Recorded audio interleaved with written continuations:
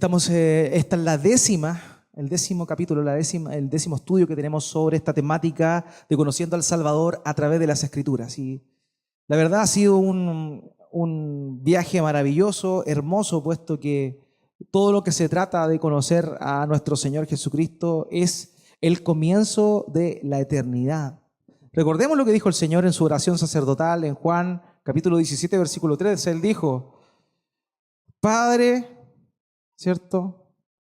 Esta es la vida eterna, que te conozcan a ti, el Dios, ¿cierto? El Dios único, y a quién, a tu Hijo, a quien has enviado. Eso consiste la vida eterna.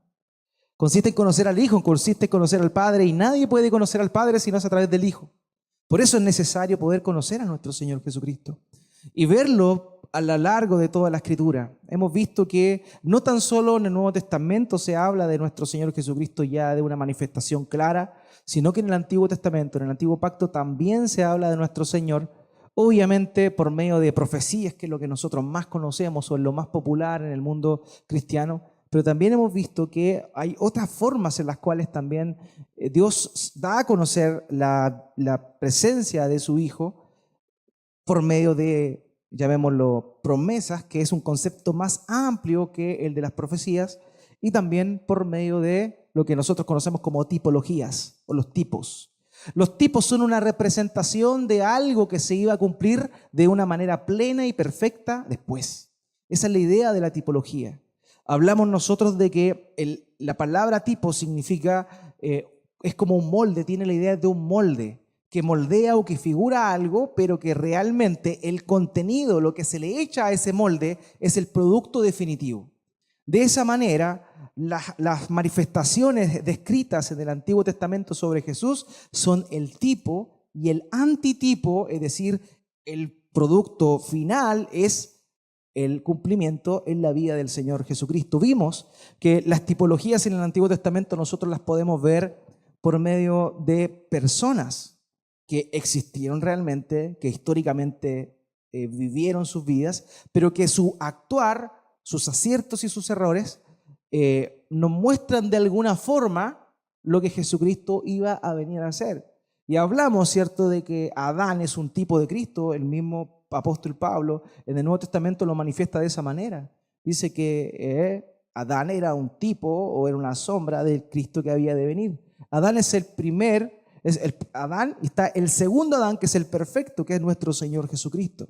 Entonces nosotros vemos en la Escritura cómo en el Antiguo Testamento las personas hicieron cosas que nosotros podríamos atribuir que fueron sombras de elementos que iban a ser cumplidos perfectamente en la persona y obra de nuestro Señor Jesucristo.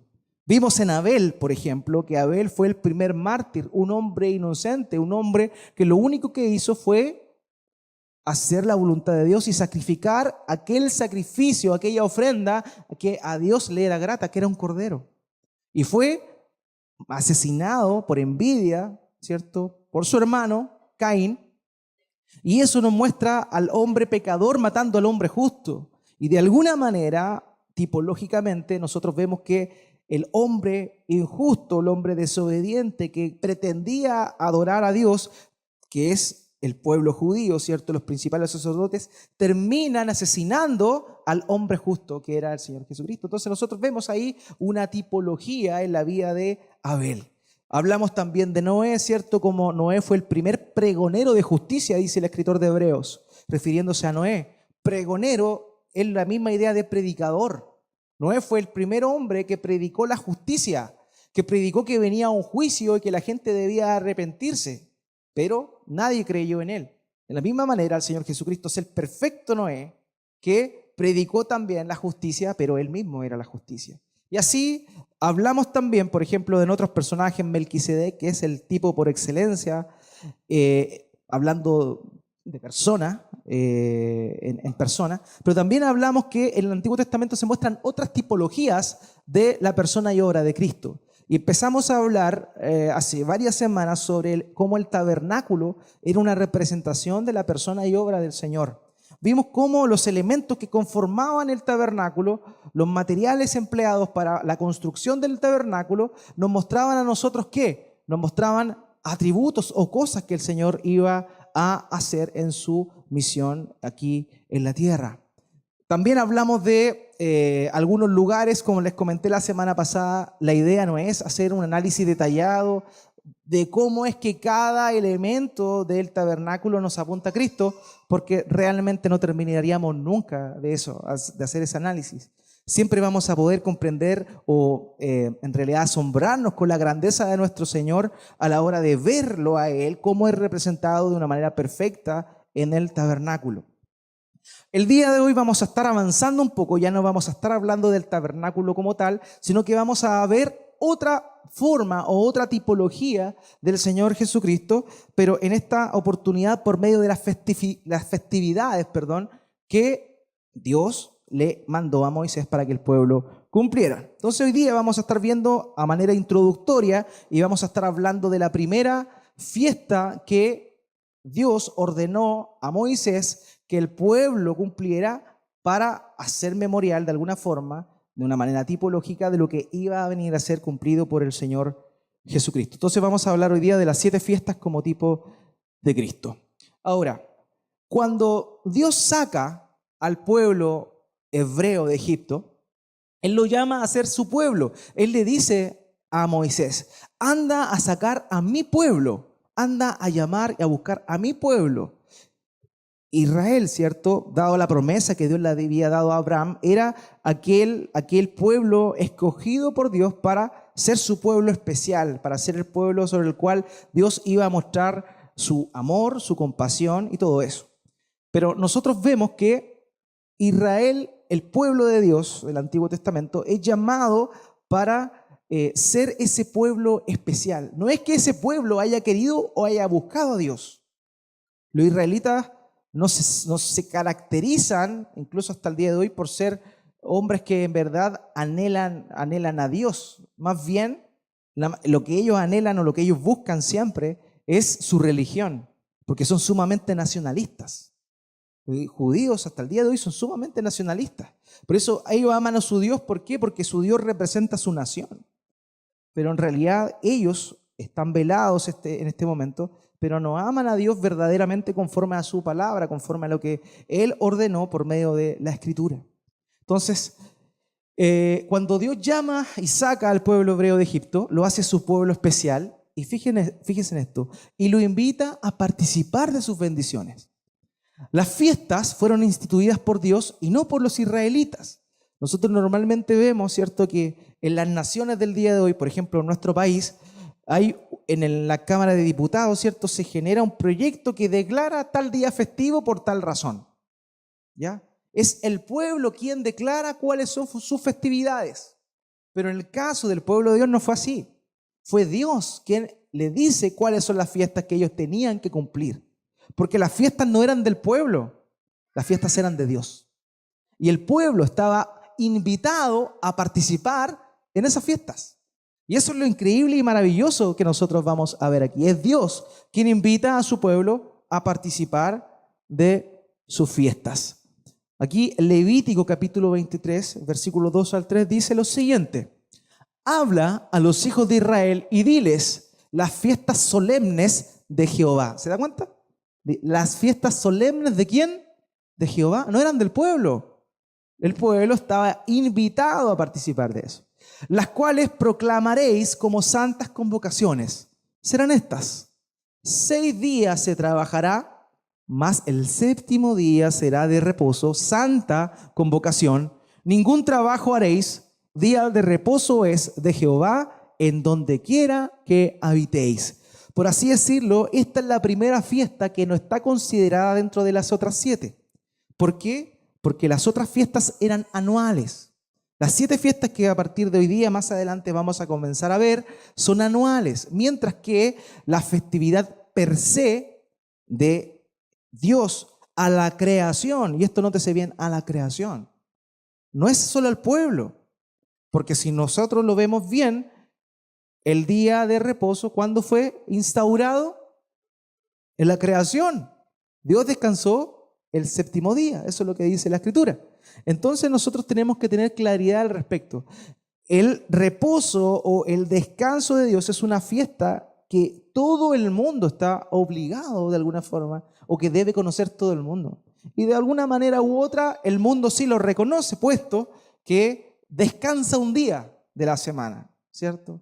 Salvo aquellos que tienen turnos 7 por siempre, pero aparte de aquellos casos muy especiales, la verdad es que la mayoría de los trabajos se trabajan 45 horas semanales y se distribuyen entre el lunes y el sábado normalmente, ¿ya? De alguna forma entonces el mundo celebra esa fiesta que fue dada a todo el mundo y no tan solo al pueblo de Israel. Pero aquí en esta oportunidad Dios le recuerda este mandato que el pueblo tenía de todos los días, después del sexto día, descansar y meditar en el Señor. ¿Por qué hablamos del Sabbat? Nosotros no vamos a estar hablando del Sabbat, el descanso de una manera tan profunda en esta oportunidad. Simplemente vamos a mencionar qué era lo que significaba, qué era lo que implicaba el Sabbat, el descanso.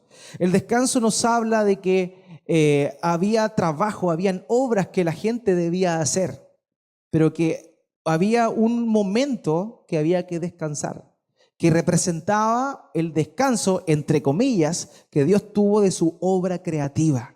Entonces, nosotros entendemos a la luz del nuevo pacto en el Señor Jesucristo, que este descanso, este reposo, se está refiriendo al único descanso y reposo que las personas pueden encontrar en la persona de Jesucristo.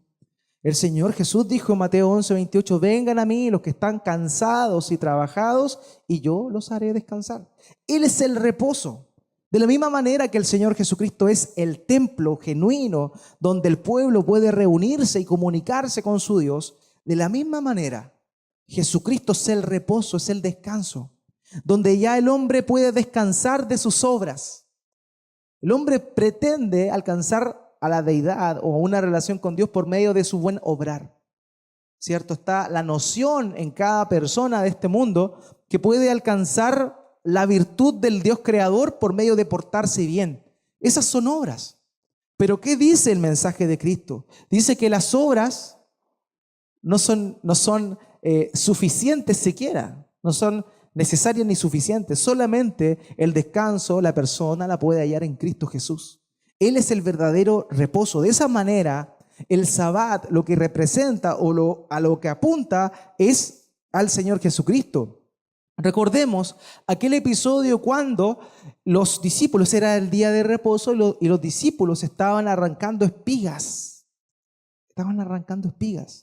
Entonces los fariseos, los escribas, aquellas personas que eran doctas en la ley, le dijeron y recriminaron a Jesús y a sus discípulos por el hecho de que estaban haciendo eso en un día de reposo. Y eso no estaba ordenado hacer. El Señor les recuerda, ¿cierto?, un episodio que ocurrió cuando el rey David, cuando todavía no era rey, estaba huyendo de Saúl. Y en esa oportunidad él iba con sus hombres, iba huyendo y entran a un lugar donde estaba el sacerdote Abiatar y él come y el sacerdote le da de los panes que estaban consagrados para la obra de los sacerdotes. Entonces le dice, se da cuenta cómo él explica ahí, ustedes invalidan una cosa por la otra. Ellos pueden comer el día de reposo porque aquí está el Señor del día de reposo. El Hijo del Hombre es el Señor del día de reposo. Entonces nosotros notamos ahí que en verdad, no tan solo el día de reposo apunta a Cristo, sino que es el día de Cristo. Solamente en Él nosotros podemos encontrar el descanso y el reposo que nuestras almas necesitan. Haciendo esa alusión, vamos a avanzar entonces y vamos a comenzar a ver cuáles eran las fiestas que Dios instauró al pueblo israelita para que recordaran y vamos a ver también cómo cada una de estas fiestas apuntan a la obra de Cristo. Vamos a comenzar entonces. La primera era la Pascua. La Pascua era la primera fiesta. Ellos tenían, en aquel entonces, un calendario. Tenían una forma de regular el tiempo o el año, que era obviamente un calendario lunar en aquel entonces. Pero ¿qué ocurre? Cuando Dios manda a Moisés a sacar al pueblo, Él manda a celebrar la fiesta de la Pascua. ¿Ya? Y la fiesta de la Pascua le dice que va a ser y cambia, por así decirlo, el calendario del pueblo judío, del pueblo israelita, perdón, lo cambia y dice que el primer mes, el mes de Aviv o el mes de Nisan, dependiendo de la perspectiva babilonia o de la perspectiva hebrea, iba a ser el primer mes del año ahora. Él les cambia el calendario. Ellos tenían una forma de medir el tiempo y Dios le dice, no, la forma de medir el tiempo es conforme a mi obra redentora. Entonces, este mes, cuando yo los voy a sacar de la esclavitud de Egipto, va a ser el primer mes del año. Y así es que como cambia el calendario, y la Pascua es la primera fiesta del año religioso que los judíos hasta el día de hoy tienen. Aparte, hoy en día, en realidad, los judíos también celebran otro principio de año, que es el año civil, por así decirlo, que se conoce como el Rosh Hashanah, o el día cabeza de año que se llama. Pero ese es, llamémoslo, es el calendario civil que tienen ellos, pero el calendario religioso comienza con la Pascua. Tenemos la Pascua entonces, que es la primera fiesta, luego viene la fiesta de los panes sin levadura, después le envía la fiesta de las primicias, la fiesta de Pentecostés, la fiesta de las trompetas, el día de la expiación y la fiesta de los tabernáculos. Como les dije, vamos a estar viendo durante estas semanas estas fiestas. El día de hoy vamos a comenzar con la Pascua. ¿Ya? La Pascua, como les decía, fue la primera fiesta o institución que Dios creó o que Dios ordenó a Moisés para que el pueblo cumpliera. Aquí en Levítico, capítulo 23, versículo 5, se dice cómo iba a ser o cuándo iba a ser la Pascua. Dice así la palabra de Dios. En el mes primero, a los 14 del mes, entre las 2 tardes, Pascua es de Jehová. ¿Se da cuenta de nuevo cómo el sentido de pertenencia de la fiesta?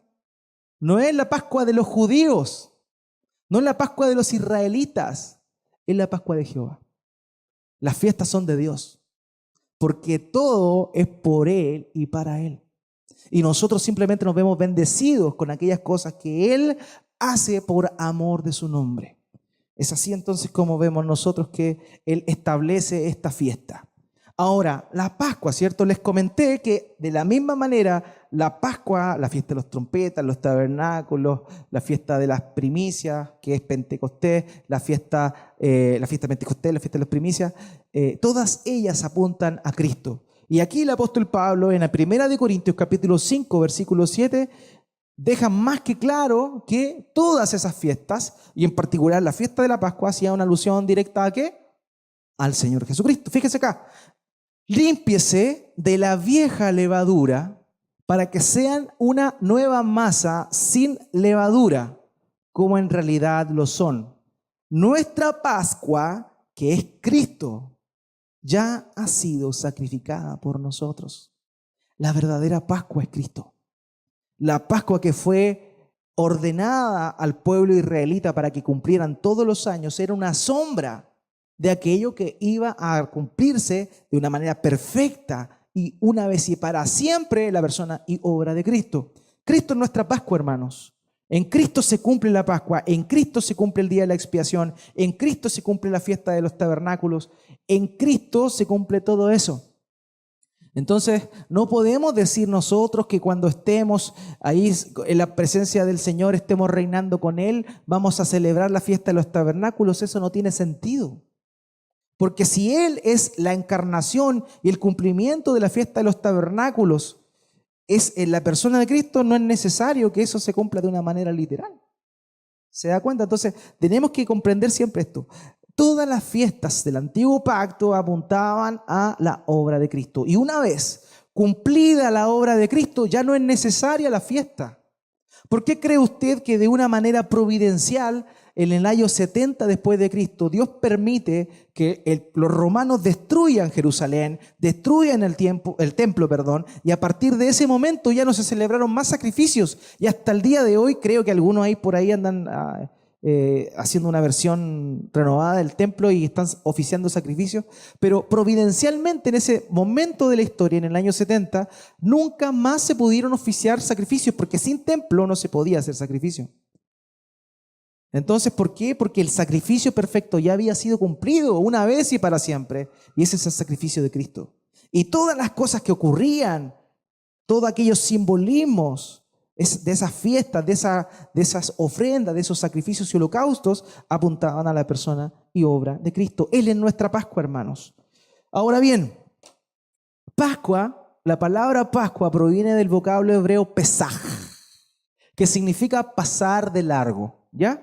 Y esto hace una alusión al momento cuando el ángel de la muerte visitó la tierra de Egipto y mató a los primogénitos. ¿Se acuerdan de aquella situación? Que fue precisamente la última plaga que dio, por así decirlo, rompió el corazón duro de Faraón y permitió que Moisés sacara al pueblo hebreo de Egipto. Entonces, el momento cuando el ángel de la muerte visitó la tierra de Egipto y mató a los primogénitos, pasando de largo todas las casas que tenían pintada con sangre sus puertas. O sea, el ángel pasaba por afuera de una puerta de una casa, y si esta casa tenía marcadas sus puertas con la sangre de un cordero, ese ángel de la muerte pasaría de largo. Eso es lo que significa Pesaj o Pascua, pasar de largo. Ahora bien, como les comenté, todas las fiestas son de Dios. Todas las fiestas son de Dios porque tienen el propósito de mostrarnos su obra por medio de su Hijo Jesucristo posteriormente. En Éxodo capítulo 12, versículos 10 al 11 dice: no dejarán nada del cordero para el día siguiente. Si algo queda hasta el día siguiente, lo quemarás por completo. Debe comer el cordero vestidos y calzados, y con el bordón en la mano, y comerlo deprisa. Ese era el mandato. ¿Por qué? Porque en esta instancia, cuando se está diciendo lo que iba a ocurrir, aquí todavía no ha pasado, estamos en Éxodo, todavía no ha pasado esta situación. Lo que quería mostrar Dios con esta salvación tan abrupta, tan rápida, tan veloz, era mostrar la rapidez con la cual Él salva. Ciertamente, dentro de la concepción del pueblo, Dios se había demorado más de 400 años en salvarlos, porque ellos habían estado más de 400 años ahí en Egipto, muchos de los cuales fueron esclavizados. Pero en realidad no es que Dios se haya olvidado de ellos. El plan perfecto era ese. Pero cuando llegó el momento, eso tenía que ser rápido, tenía que ser veloz, tenía que ser al instante. Por esa razón ellos debían comer, no tenía que quedar nada para el otro día, porque el otro día ya no iban a estar ahí. Esa es la idea, la inminencia de la salvación. La salvación, si esto hace una representación de la salvación el día de hoy para nosotros, esto implica que la salvación es de un momento a otro. No es un proceso de salvación. No es un proceso de salvación. Si tú has creído en Cristo Jesús, como quién es Él, como Mesías, como el Hijo, el Mesías, el Cristo, el Hijo del Dios viviente, y tú te has arrepentido de tus pecados, reconocido tu situación, tú en ese momento exabruptamente eres regenerado por el Espíritu Santo y has nacido de nuevo y eres nueva criatura, nueva creación. Es así, de la misma manera como fue representado en esta fiesta lo que iba a ser por medio de la obra de Cristo presente. Dice: debe comer el cordero vestidos y calzados y con el bordón en la mano, y comerlo deprisa. Se trata de la Pascua del Señor. La fiesta es de Él. La fiesta es de Él. Es la obra de Él. Todo es para su gloria. Ahora, ¿qué es lo que se hacía? ¿Qué es lo que debían hacer en la Pascua? Dice aquí en Éxodo 12:3: hablen con toda la congregación de Israel y díganle: el día 10 de este mes, cada uno de ustedes debe tomar un cordero por familia, según las familias de los padres. El cordero se sacrificaba el día 14, pero ellos debían escoger un cordero 4 días antes. Y esos 4 días tenerlo apartado, examinarlo, que estuviera lo mejor posible para poder ser un sacrificio apto para la Pascua. Por eso es que se apartaba 4 días antes de que se sacrificara. Ahora nosotros vemos que Cristo es el verdadero Cordero de Dios, apartado desde antes de la fundación del mundo por el Padre para cumplir con ese propósito. Isaías capítulo 53, versículo 7 dice: se verá angustiado y afligido, pero jamás emitirá una queja. Será llevado al matadero como un cordero, como oveja delante de sus trasquiladores, se callará y no abrirá su boca. Ese cordero de la Pascua era la representación de nuestro Señor Jesucristo entregándose por nuestros pecados. De la misma manera que este cordero era apartado 4 días antes por el dueño, aquel que ofrecía este corderito. Dios, el Padre, antes de la fundación del mundo había apartado a su Hijo para ser el Cordero de Dios que quitaba el pecado del mundo. En 1 de Pedro, capítulo 1, verso 19 al 20, el apóstol Pedro nos deja clara esta idea. Fíjese aquí, dice: sino con la sangre preciosa de Cristo, sin mancha y sin contaminación, como la de un cordero que ya había sido destinado, fíjese aquí, desde antes de que Dios creara el mundo, pero que se manifestó en estos últimos tiempos por amor a ustedes. ¿Qué nos muestra este pasaje? Que el proceso redentivo, la obra de la redención, no es un plan B. Ya lo he comentado anteriormente, pero es necesario que comprendamos esto. La obra de redención no es un plan B. No es como que Dios creó al hombre perfecto, lo puso ahí y de pronto Adán y Eva desobedecen y Dios se agarra la cabeza a dos manos y dice: ¿qué voy a hacer ahora? Y de ahí inventa un plan para poder salvar al hombre. No, esto no era así, hermanos.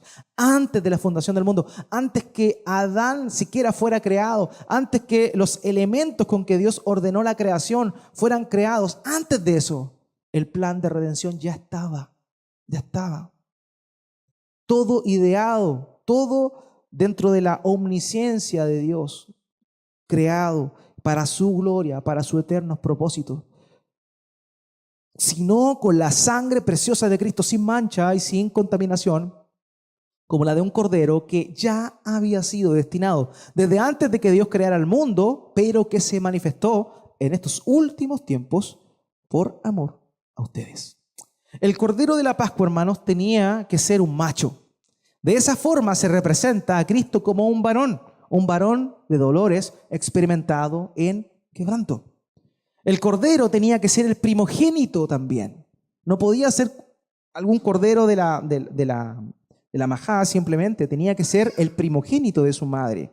Eso de alguna manera nos mostraba que el verdadero cordero de Dios que quita el pecado del mundo iba a ser el primogénito de su madre.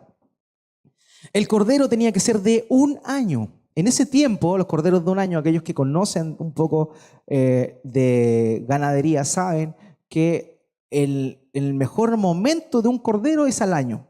Está con todo su vigor, pero su carne está tierna, su carne está fresca y vigorosa para poder cumplir con su labor. De esa forma, al decir que el cordero tenía que ser de 1 año, nos muestra que ese verdadero cordero de Dios que quitaba el pecado del mundo tenía que estar en la plenitud de su vida. ¿Cierto? ¿A qué edad murió el Señor Jesucristo? Aproximadamente. No, es que Cristo murió el 33 DC, pero Cristo no nació el año 0. ¿Ya? Cristo no nació el año 0. Es una convención ahí. Probablemente el Señor Jesucristo nació entre el -6, o sea, antes de Cristo, nació entre el -6 y el -5, probablemente, según los cálculos que se han sacado. Él no nació el año 0. Entonces probablemente Cristo tenía 35, 36 años cuando murió aproximadamente. ¿Ya? Aprox.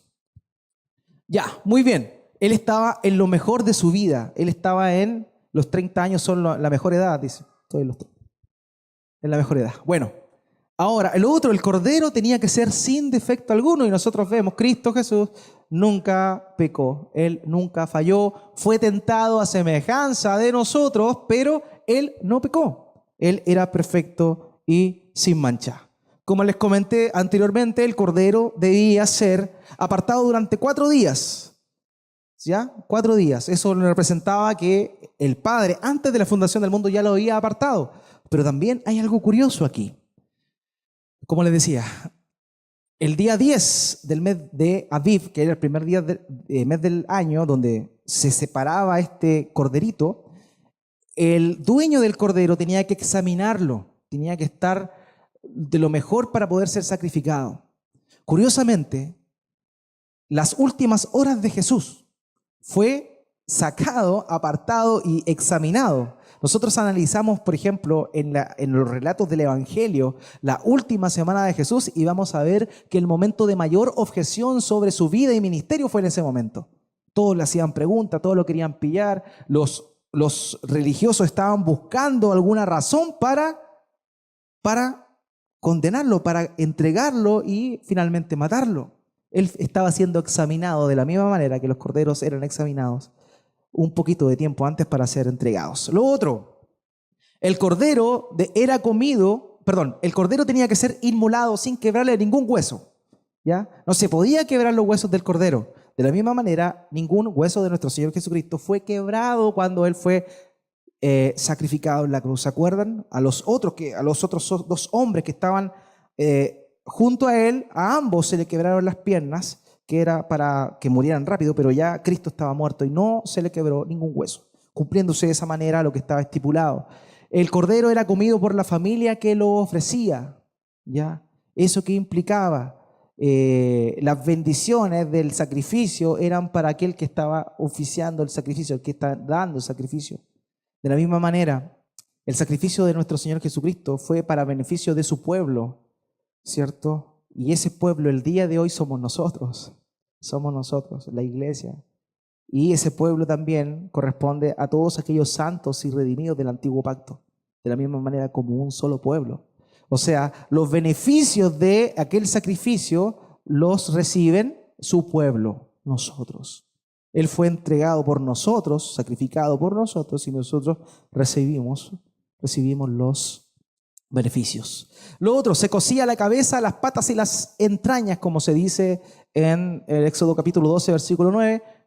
Eso nos muestra de alguna forma, hermanos míos, que, fíjense, la cabeza, la mente, las patas, el caminar, el actuar, y las entrañas, el corazón y el amor. Nosotros nos vemos beneficiados con la mente de Cristo, con el actuar de Cristo y también con el amor de Cristo. Recordemos que dentro de la perspectiva hebrea, las entrañas representan lo más profundo del sentir del hombre. Cuando dice que Él tuvo misericordia, la expresión empleada ahí en el griego es remecer las entrañas, porque eso es lo que implicaba dentro de la concepción hebrea la compasión, la misericordia. Entonces, nosotros somos beneficiados con la mente de Cristo, la cabeza del Cordero, las patas del Cordero, su caminar, su andar, su actuar, y también con las entrañas que representa ese amor, esa compasión. ¿Se da cuenta cómo todo apunta ahí? Todo apunta a Cristo. Y el cordero se comía con hierbas amargas. Fíjese, el sacrificio no podía ser comido solo, tenía que ser acompañado de hierbas amargas. ¿Cuál era el propósito de estas hierbas amargas? Recordarles los años que ellos habían estado en esclavitud. De la misma manera, hermanos míos, nosotros no podemos recibir el sacrificio de Cristo Jesús sin el arrepentimiento, sin la amargura de recordar nuestra vieja condición, el momento o la forma o la manera de vivir que nosotros estábamos llevando. Eso representa las hierbas amargas, el dolor, el arrepentimiento. No podemos comer el sacrificio y ser beneficiados con aquellas cosas que emanan del sacrificio de Cristo sin tener esa amargura por recordar aquellas cosas en que hemos fallado a Dios. ¿Se da cuenta, hermano? Todo apunta a la perfecta obra de nuestro Señor Jesucristo. De esa manera, de una manera rápida, digámoslo, pero no por ella tan superficial, podemos ver cómo la fiesta de la Pascua representa de una manera perfecta el sacrificio de nuestro Señor Jesús. Nuestra Pascua es Cristo. Disfrutemos de ese sacrificio por nuestra libertad. La muerte venía a nuestras vidas y Él pasó de largo. ¿Por qué? Porque estaba la sangre de Cristo en la puerta, en la entrada. De esa misma manera, la muerte no nos va a tocar a nosotros. No tendremos parte en el lago de fuego y azufre, que es la muerte segunda. ¿Por qué? Porque nuestra vida está rociada con la sangre de aquel Cordero Pascual entregado por nosotros. Oremos, hermanos.